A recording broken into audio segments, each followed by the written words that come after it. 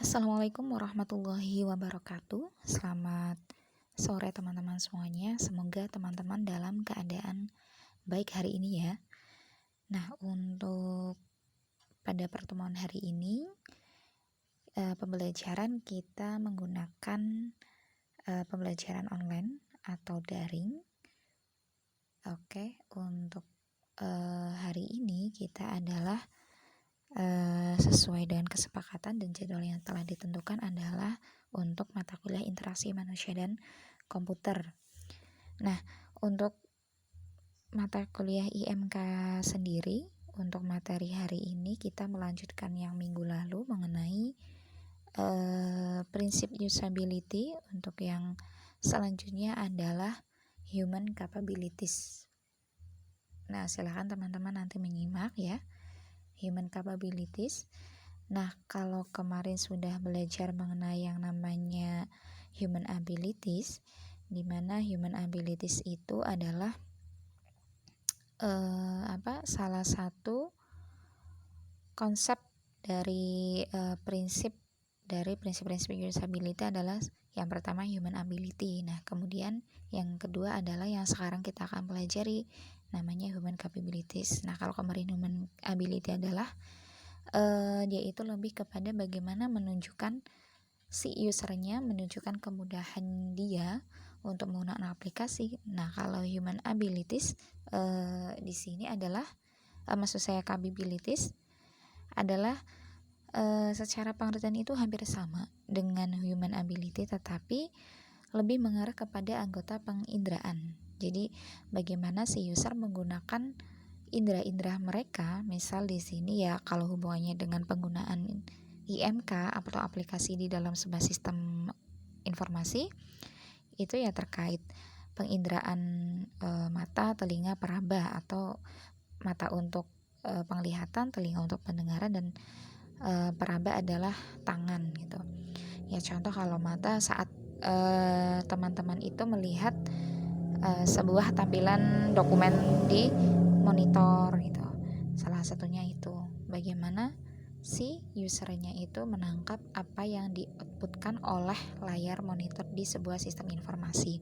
Kemudian kalau telinga di situ atau pendengaran biasanya ya hubungannya dengan suara ya. Bagaimana sih usernya bisa menanggapi atau menerima suara-suara yang istilahnya dikeluarkan atau menjadi output dari sebuah sistem komputer itu sendiri, misal dari musik gitu dan suara-suara presentasi lainnya. Kemudian yang terakhir adalah untuk perabaan atau indera peraba. Nah, bagaimana sih usernya itu menginputkan berbagai inputan melalui peraba, misal dari pergeseran di mouse gitu. Kemudian saat si user itu mengetik sebuah kalimat tertentu, nah itu salah tiga ya, penglihatan, telinga, dan peraba untuk si usernya sendiri dalam konsep human capabilities. Jadi menunjukkan kemudahan, sama-sama menunjukkan konsep kemudahannya untuk menggunakan sebuah sistem atau aplikasi, tapi lebih kepada sudut pandang dari indera-indera tersebut. Jadi bukan panca indera ya, jadi memang indera yang digunakan untuk menggunakan aplikasi di dalam sebuah komputer atau sistem komputer itu sendiri. Nah, ya tadi mata, telinga, peraba itu, atau penglihatan, pendengaran, dan perabaan. Kemudian human capabilities yang kedua adalah sistem motor atau sistem motorik gitu. Kalau misalkan teman-teman mungkin pernah mendengar atau sistem motorik di dalam sebuah sistem manusia ya, maksudnya di manusia itu adalah pengontrolan aksi atau respon. Jadi bagaimana sih usernya itu merespon apa yang di outputkan gitu. Bagaimana user itu menginput, kemudian ketika si sistemnya memberikan respon, bagaimana tolak ukur dia, bagaimana timbal baliknya si user terhadap respon yang diberikan oleh komputernya atau sistemnya.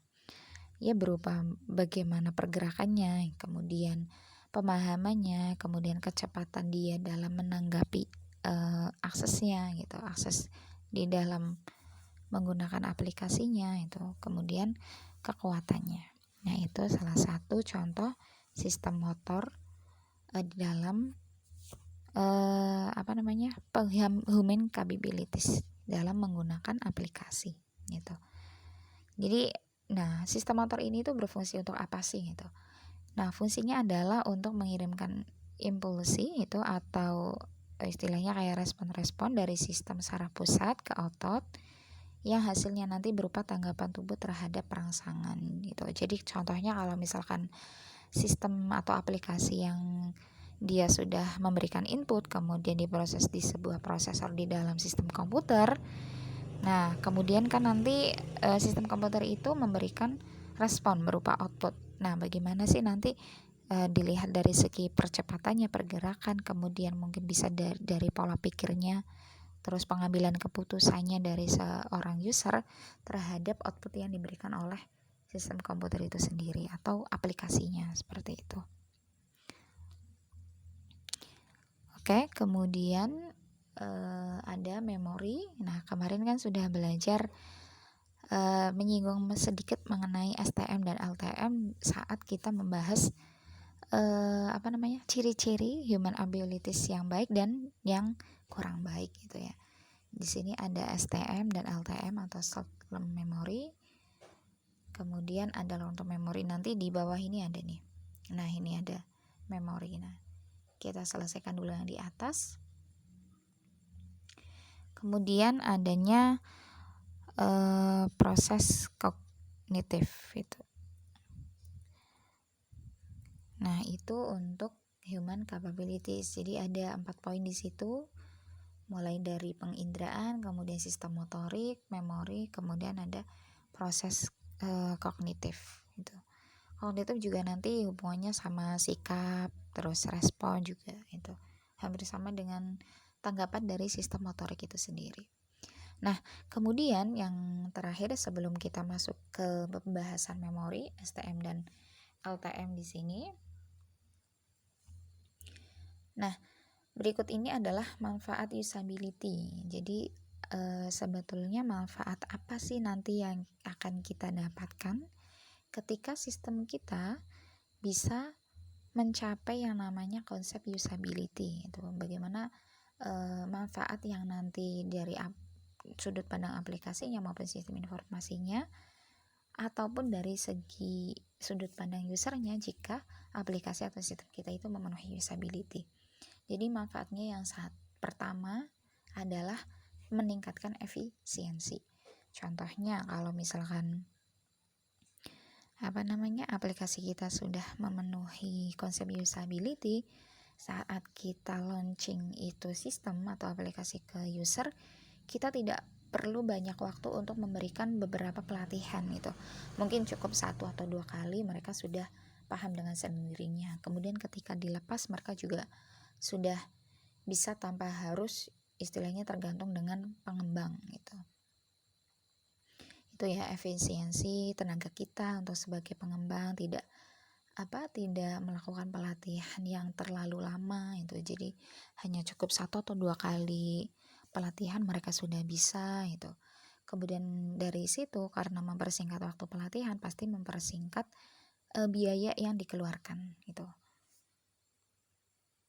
Nah, itu untuk efisiensi.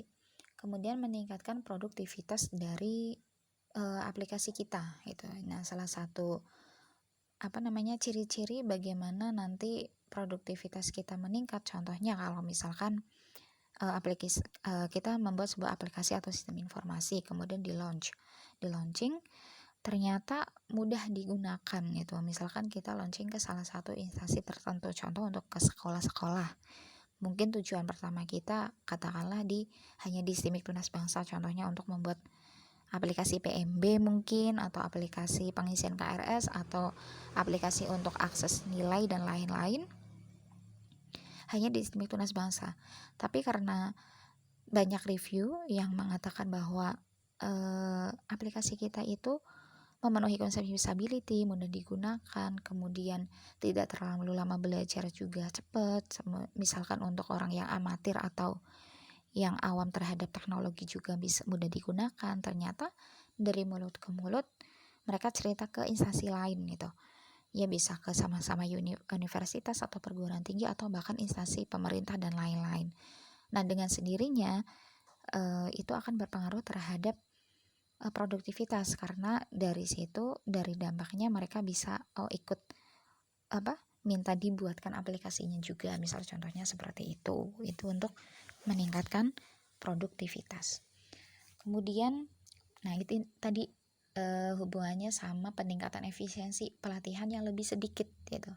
Pelatihan yang lebih sedikit karena sudah memenuhi konsep usability, contohnya dengan menggunakan antarmuka yang istilahnya sudah familiar digunakan di kalangan pekerja itu contohnya. Kalau apalagi yang mereka menggunakan komputer itu ya, kayak salah satunya penggunaan tombol login atau tombol simpan, kita menggunakan yang standar atau yang sudah biasa aja, mulai dari tata letak mungkin, kemudian huruf, kemudian warna dan lain-lain, karena kita sudah menggunakan yang istilahnya sudah biasa orang lihat, jadinya kita tidak perlu ekstra untuk menginformasikan bahwa ini loh tombol login, seperti itu. Mereka sudah tahu dengan sendirinya itu, karena tadi ilmu psikologisnya sudah nyampe di situ. Nah, makanya pelatihannya itu lebih sedikit, mungkin hanya sekedar di fitur-fitur utamanya saja itu. Untuk yang lain mungkin mereka bisalah belajar sendiri seperti itu. Nah, itu poinnya berpengaruh kepada peningkatan efisiensi. Kemudian berkurangnya dukungan produk. Nah, yang dimaksud berkurangnya dukungan produk ini bagaimana sih gitu? Ada yang tahu? Nah, coba nanti yang agak rancu ini, coba siapa yang tahu maksud dari berkurangnya dukungan produk, nanti bisa di komen ya di grup ya. Tuh. Kemudian meningkatnya penerimaan, nah tadi bisa dari peningkatan produktivitas, kemudian mengurangi biaya pengembangan. Itu karena kalau usability kan bisa ditebak atau bisa diprediksi bahwa dia itu sudah memenuhi kebutuhan pemakai, fiturnya sudah cukup, jadi tidak perlu perbaikan terlalu banyak gitu. Contoh kalau misalkan kita menggunakan kita mendesain aplikasinya sesuai dengan keinginan kita, istilahnya bikin sebagus mungkin, sepro mungkin, tapi ternyata saat kita launch ke user, ternyata mereka kesulitan itu karena mungkin tata letak menu kita berbeda dengan yang mereka biasa lihat, kemudian mungkin bahasa dan lain-lain itu. Kalau misalkan seperti itu kan diperbaiki lagi, dikembangkan lagi istilahnya. Nah, itu kalau misalkan sudah memenuhi konsep usability, itu lebih efisien terhadap pengembangan dan biaya dan waktunya juga gitu. Kemudian meningkatkan penjualan. Nah, ini juga hubungannya sama produktivitas tadi itu. Nah, itu mengenai manfaat usability. Oke. Kita lanjutkan untuk yang memori. Nah, kita lanjutkan untuk yang memori. Memori di sini adalah dimaksudkan untuk memori manusia atau memori usernya, jadi lebih kepada otak manusianya, bukan memori di dalam komputer ya, karena kita bicara mengenai usernya itu. Nah, di sini di dalam memori user itu ada 3 jenis memori. Yang pertama ada memori sensor, kedua memori STM atau short term memory atau memori jangka pendek. Yang ketiga adalah memori jangka panjang atau LTM, long term memory. Nah, kemarin sudah belajar mengenai pas human abilities, mengenai beberapa ciri-ciri manusia yang punya human abilities yang baik dan yang buruk. Nah, salah satunya adalah dari segi STM maupun LTM-nya. Kita akan belajar yang pertama adalah memori. Nah, memori itu apa sih itu? Kalau di komputer kita tahu kalau memori itu adalah tempat untuk penyimpanan itu sementara. Misal contohnya itu. Nah, kalau di sini karena kita lihat dari sudut pandang user atau pengguna, nah memori adalah lebih kepada ingatan. Jadi kinerja dari otak itu ingatan. Proses kerja otak, penyimpanan informasi dan memunculkannya kembali, itu memori atau ingatan. Adalah proses kerja otak untuk menyimpan, maksudnya ya, untuk menyimpan informasi dan memunculkannya kembali. Memunculkan apa? Informasi yang tadinya disimpan, gitu. Itu memori. Kemudian proses memori. Nah, ini yang sebenarnya terjadi pada otak kita, itu. Bagaimana sih proses saat kita itu menerima informasi sampai kita itu bisa menyimpan, itu sebenarnya ada proses apa aja gitu. Di sini ada 3 tahapan utama. Yang pertama adalah pengkodian atau encoding, kemudian storage atau penyimpanan, dan yang terakhir adalah retrieval atau penarikan. Jadi pengkodian itu dimana informasi baru itu diterima. Jadi contohnya kita mendapat sebuah pengumuman, ya katakanlah di sebuah media tertentu gitu. Contoh kalau di media cetak atau medsos kita kan baca, itu berarti indera penglihatan kita itu yang sedang bekerja kan, mengambil memori yang ada di situ. Contoh yang lagi ini tuh apa ya? Yang lagi viral kan biasanya kalau di Indo itu yang agak kurang ya nggak berguna sih ya. Ya contohnya salah satunya kemarin pas saya lihat di beranda itu yang ada cowok Korea yang rasis gitu ya. Ya mungkin teman-teman ada yang udah tahu atau yang belum, soalnya itu muncul banyak banget di beranda, jadi mau nggak mau kita itu tahu walaupun sekedar baca judulnya. Itu salah satu contohnya. Nah, contohnya kita itu tahu mengenai informasi itu. Oh, ada oknum, bisa dibilang oknum mungkin ya, oknum masyarakat Korea itu salah satunya yang diduga rasis itu mengatakan penduduk kita, ya oknum juga ya, bukan nggak semuanya, mungkin nggak semuanya, saya kurang tahu karena kita tidak terlibat yang bisa ikut-ikut itu. Pokoknya ada berita itu. Nah, kita baca itu berarti indera penglihatan kita sedang mendapatkan informasi bahwa ada berita seperti itu, berita yang kurang menyenangkan seperti itu contohnya. Kemudian setelah itu disimpan gitu, ada proses penyimpanan di mana informasi itu disimpan untuk penggunaan di masa mendatang gitu. Contoh mungkin di 1 bulan kemudian atau 2 bulan kemudian atau 1 tahun kemudian ada muncul berita yang mungkin sama gitu. Ternyata secara nggak sadar kita ingat bahwa pernah ada nih kejadian di tahun ini dengan berita yang sama itu. Nah, contoh lagi misal kayak tadi teman-teman tahu mengenai definisi mengenai ingatan nih, memori itu kan salah satu informasi. Nah, kemudian teman-teman itu mendapatkan informasi itu dari satu indera penglihatan dengan melihat materi yang saya share kayak gitu, kemudian mendengar penjelasan yang saya rekam itu, contohnya seperti itu. Informasinya didapat dari indera penglihatan dan pendengaran. Kemudian teman-teman simpan. Ingatan adalah proses kerja otak untuk menyimpan informasi dan memanggil kembali informasi tersebut, misal kayak gitu. Kemudian penarikan, di mana informasi itu ditarik dari penyimpanan untuk digunakan. Contoh kalau misalkan nanti ternyata kondisi saat meet, atau mungkin ada teman-teman yang mungkin sehari ini tidak bisa menyimak, kemudian tanya, kemarin pelajarannya itu apa, kemarin materi kuliahnya itu apa, mengenai memori. Nah, kita mungkin gak berasa sedang mengingat, tapi secara gak langsung kita ingat, kemarin belajar memori. Nah, itu salah satu contoh proses otak sedang melakukan penarikan informasi dari penyimpanan otak kita gitu. Jadi ada 3 untuk proses memori,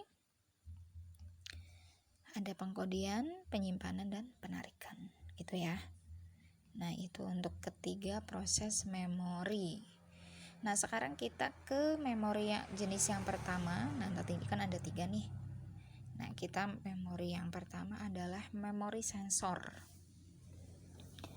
Nah, kalau dengar kata sensor pastinya kan kayak menyaring mana yang benar mana yang salah, contohnya kayak gitu. Nah, memori sensor itu kurang lebih ya seperti itu maksudnya. bekerja sebagai buffer atau penyaring yang menampung masukan yang diterima dari panca indera manusia. Itu. Contohnya apa? Ya tadi itu. Informasi mengenai memori, itu kemudian mungkin informasi mengenai kejadian tertentu. Nah, itu memori sensor kita itu yang sedang bekerja itu. Misal kita melihat teman kita nih ada yang misal sedang pengisi materi misal atau membantu seseorang di jalan atau apa itu. Kita kan dapat informasi tuh namanya siapa, terus sekolahnya di mana, contohnya kayak gitu. Nah, itu memori sensor kita yang sedang bekerja, sedang proses menerima informasi dari melalui panca indera itu. Panca indera yang tadi itu yang di atas. Ada penglihatan, pendengaran, dan peraba itu. Kemudian memori sensor itu terdiri atas 3. Jadi saat proses otak kita menerima informasi itu juga dibagi menjadi 3 lagi, itu jenisnya. Sama-sama memori sensor, cuman menurut kejadiannya atau menurut informasi yang diterima itu ada 3. Yang pertama memori ikonik, itu untuk indera visual, jadi penglihatan. Jadi saat teman-teman itu membaca sebuah modul, misal contoh modul untuk IMK ini mengenai ini nih pengertian memori, teman-teman itu baca. Nah, itu memori sensor yang sedang bekerja, tapi jenisnya adalah memori sensor ikonik, visualnya itu. Kemudian yang kedua, memori ekoik untuk indera aural atau auditori atau suara. Contohnya ya ini yang sedang teman-teman dengarkan, rekaman untuk menjelaskan mengenai apa sih itu memori, terus jenisnya itu apa saja. Memori sensor itu apa itu. Nah, itu memori sensor teman-teman sedang bekerja dengan memberikan informasi atau menerima informasi berupa suara. Nah, jenisnya adalah memori sensor yang ekoik itu. Kemudian memori haptik untuk indera peraba. Ya, contoh kalau misalkan teman-teman meraba sebuah tembok, ini kasar, ini halus itu. Atau meraba apapun lah yang bisa diraba, contohnya ini misal tembok ini kasar nih, perlu diperhalus atau kalau dialusin pakai amplas contohnya. Itu informasi bahwa temboknya itu halus, temboknya itu kasar, nanti teksturnya seperti ini, teksturnya seperti ini, seperti itu.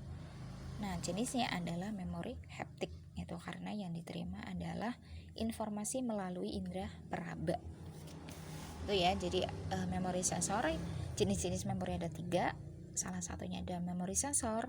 Kemudian memori sensor itu juga punya 3, ada ikonik, ekoik, dan haptik gitu ya, untuk memori sensor.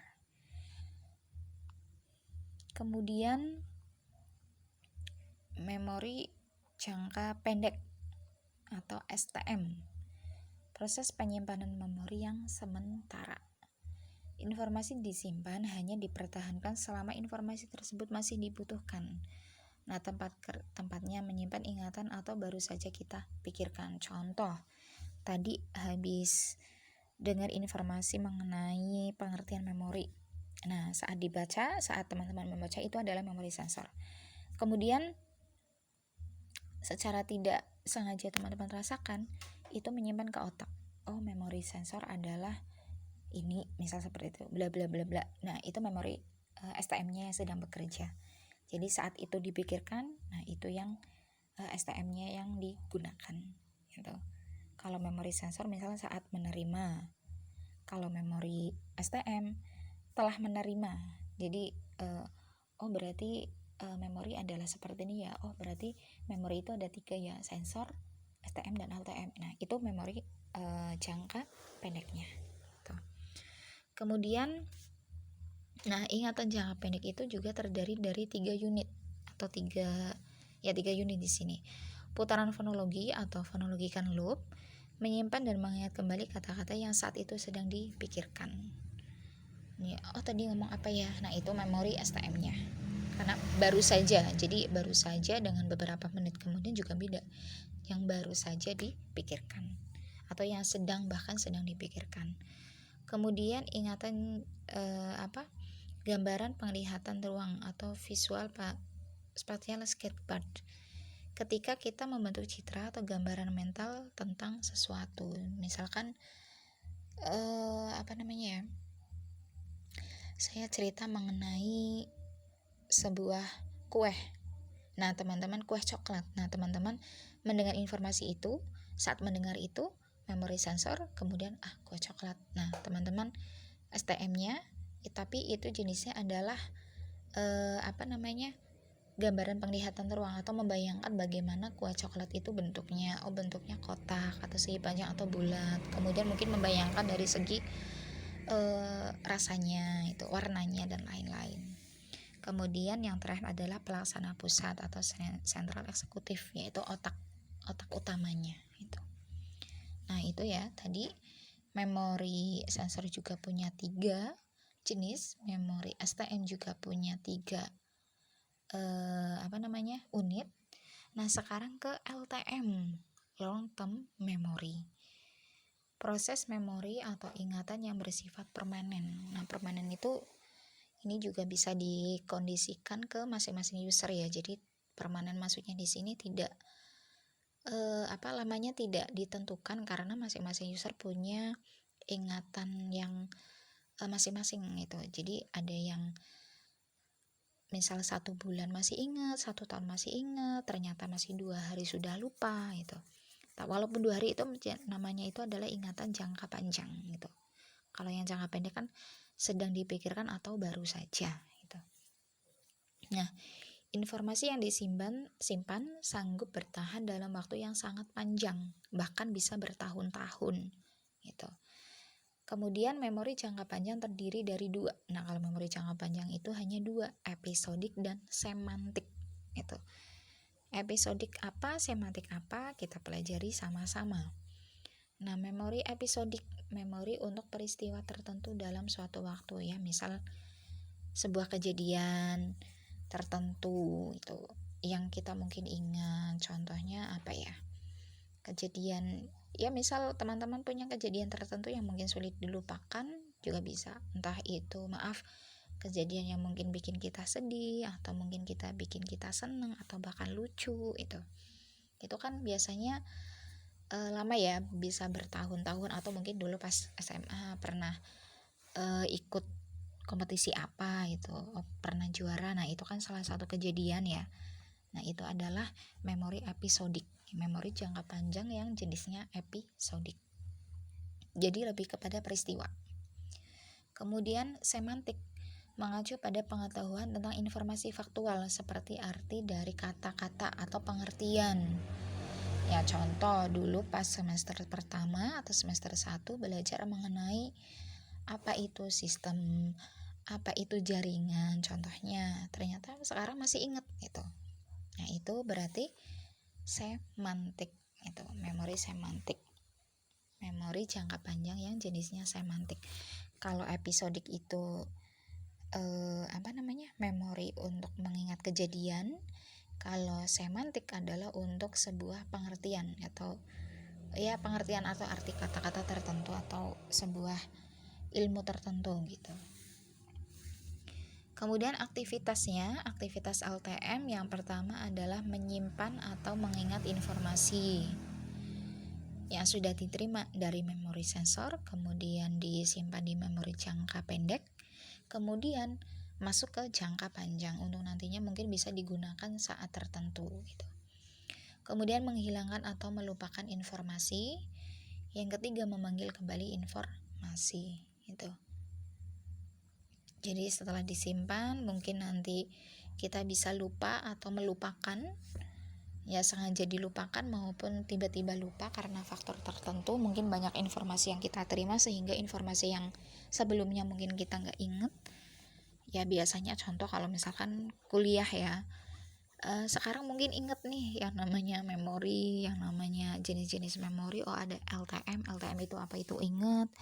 Mungkin 1-2 hari ingat, tiba-tiba besok mungkin ada informasi lagi, pengertian lagi, ternyata lupa. Itu juga bisa terjadi, tapi itu yang disimpan di LTM. Kemudian memanggil kembali informasi, ya contohnya kalau misalkan nanti teman-teman ujian, ternyata pertanyaannya itu apa yang disebut dengan memori di dalam IMK seperti itu. Tiba-tiba teman-teman bisa sengaja dengan tidak sengaja itu mengingat, dulu Bu Rofi menjelaskannya gimana ya mengenai memori, misalnya contohnya kayak gitu. Itu untuk memanggil kembali. Itu ya tadi aktivitas tiga inti dari aktivitas long term memory atau memori jangka panjang. Nah, di sini untuk memori memang lumayan banyak ya materinya. Nah, kita lanjutkan untuk proses melupakan informasi. Proses melupakan informasi di sini ada berapa nih? 4. 2. Proses melupakan informasi ada 2. Yang pertama decay dan interference. Decay karena informasi tersebut sudah lama. Jadi ini lebih kepada waktunya. Karena sudah lama disimpan di memori kita, lambat laun itu terlupakan atau enggak secara tidak sengaja itu jadi lupa. Itu sering ya, maksudnya kita mah sering lupa ya. Kemudian interference karena adanya informasi baru. Nah, itu tadi contohnya. Mungkin contohnya kayak berita sekarang yang viral apa, kemudian mungkin kita kan hampir tiap bulan ada yang viral ya. Jadi tenang aja, banyak info-info viral lainnya. Jadi sekarang yang mungkin viral apa, atau mungkin informasi teknologi hari ini apa, kalian sudah tahu, kemudian besok-besoknya lagi mungkin 1-2 bulan lagi ternyata ada yang baru, ternyata kan lupa yang sekarang gitu. Ya itu memang sudah wajar, itu salah satu proses melupakan informasi itu. Bukan kita yang sengaja melupakan, tapi memori kita itu proses melupakannya itu termasuk ke dalam interferensi.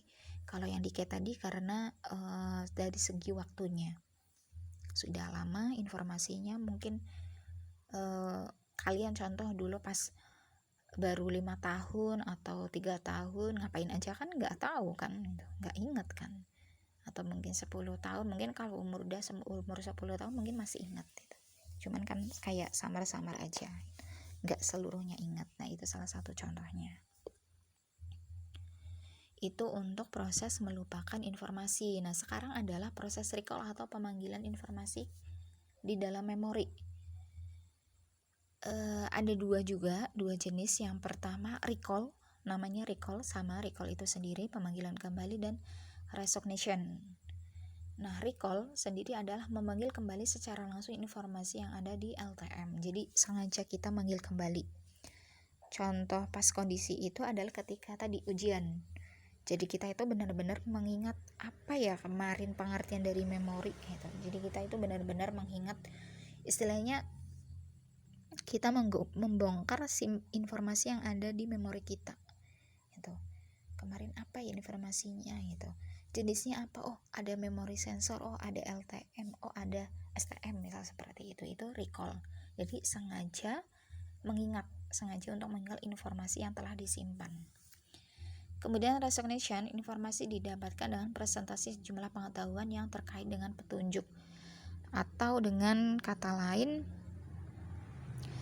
memori kita atau informasi yang kita simpan yang mungkin sudah lama tiba-tiba keinget. Nah, sengaja mengingat atau keinget itu kan beda. Tambah sengaja itu teringat karena kita mungkin melihat kejadian yang sama atau mendapat informasi yang sama dengan informasi yang pernah kita simpan itu. Misal contoh, teman kita misal apa ya, dapat hadiah kompetisi lah, contohnya kompetisi untuk pengembangan software. Contoh, kamu dapat berita nih di mana, di mungkin lewat mulut ke mulut atau mungkin di grup WA temen atau apa ya gitu. Kemudian kalian ingat, oh iya dulu juga saudara saya pernah dapat itu, atau mungkin kalian sendiri, oh ya saya juga pernah ikut nih kompetisi ini, misal seperti itu. Itu salah satu kondisi di mana proses recognition itu. Atau mungkin dari pengertian. Contohnya kalau misalkan dulu pernah Udah belajar APSI belum ya teman-teman? Saya lupa malah. Nah, saya yang lupa malah. Nah, contohnya pas semester pertama itu belajar mengenai sistem. Nah, sudah tahu nih sistem adalah sekelompok komponen yang saling berhubungan dan berintegrasi untuk membentuk tujuan. Misal kayak gitu. Kemudian di semester 2, 3, 4 mungkin disinggung lagi di mata kuliah lain. Nah, tiba-tiba dosennya itu tanya, apa yang disebut dengan sistem? Mungkin manfaat sistem informasi itu apa. Nah, kalian tanpa sengaja, oh iya dulu saya juga pernah belajar nih kayak gini di semester 1. Atau mungkin di SMK pernah, kemudian di STIMIK belajar lagi kan bisa. Itu salah satu contoh kondisi recognition. Tadi ya, proses recall itu ada dua, di mana itu recall sendiri dengan sengaja mengingat, recognition teringat kembali karena ada hal-hal baru yang istilahnya menjadi motivasi itu atau menjadi pancingan gitu. Kemudian yang ini terakhir atau bukan ya? Oh, banyak banget nih. Oh nih, nanti kita sampai faktor saja.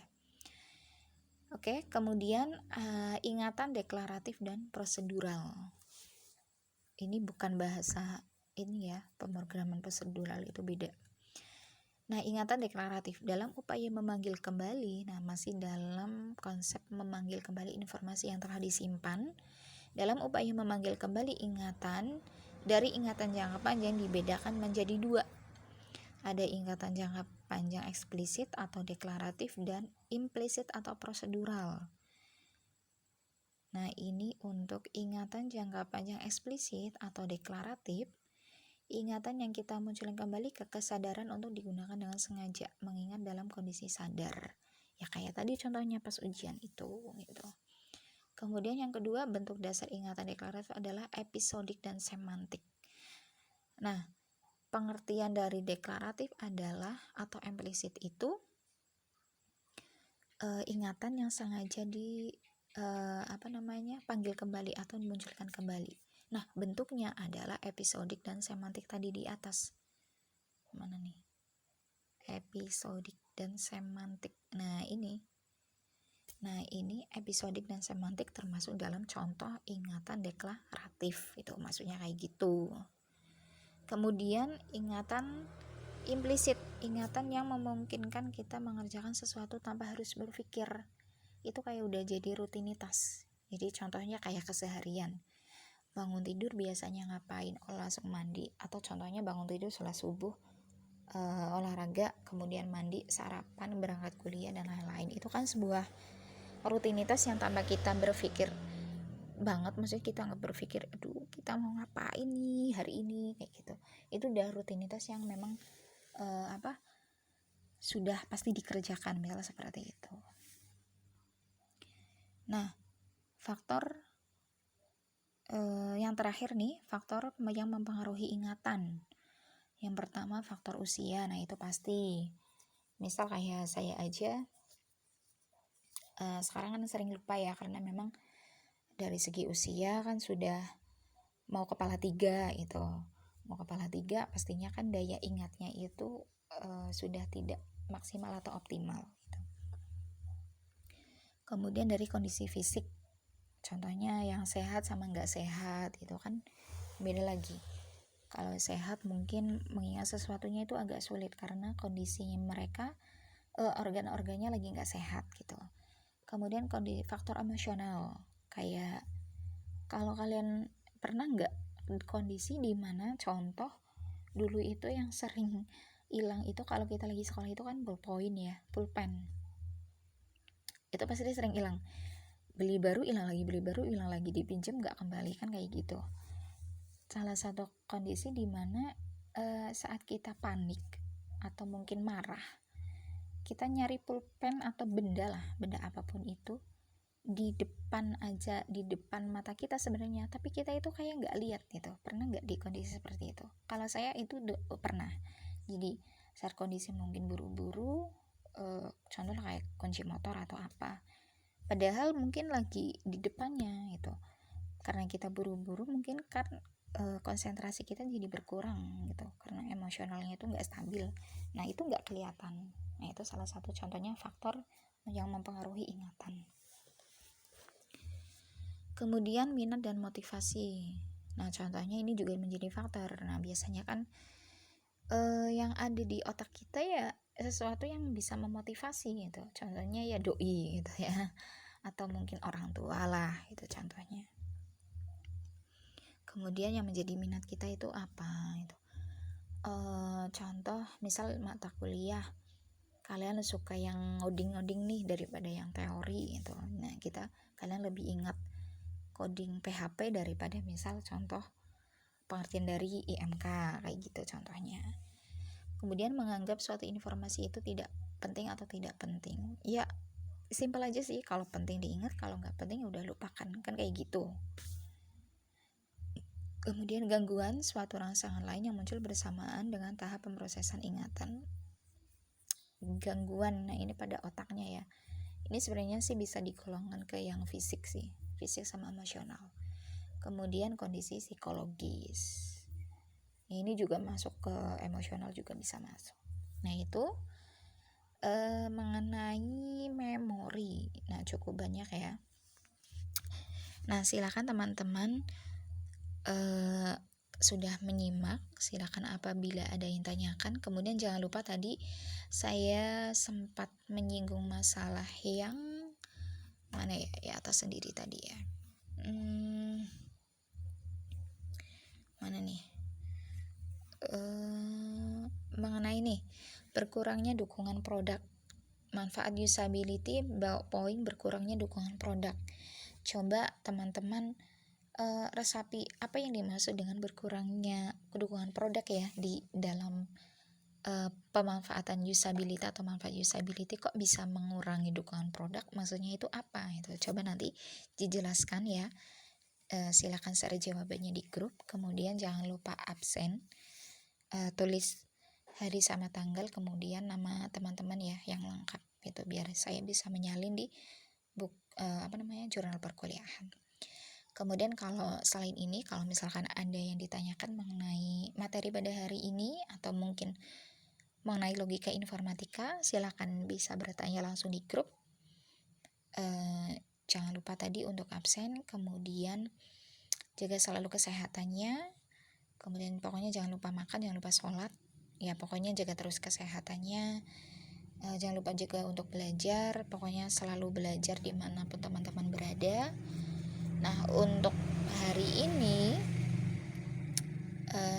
materi kita cukup untuk yang memori. Terima kasih untuk perhatiannya pada pembahasan hari ini. Terima kasih. Mohon maaf apabila ada penjelasannya mungkin kurang bisa dipahami. Saya akhiri. Wassalamualaikum warahmatullahi wabarakatuh.